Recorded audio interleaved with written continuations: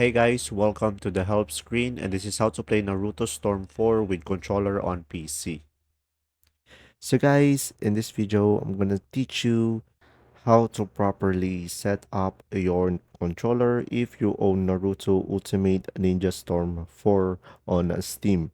As you can see guys on this page, if you scroll down below guys, the game is fully supported by a controller. As you can see here down below, it supports Xbox controller and support other devices that is not unknown. So guys, you can use PS4 controller, PS3 or cable controllers.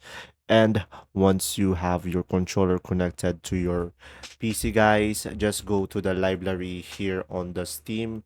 And then from here guys, on the sidebar, you should have your game over here, but I don't have a Naruto 4 on me right now. We're gonna use Call of Duty for example. And from here, guys, go to the manage. And then here on the manage, go to the properties, guys, and click on it.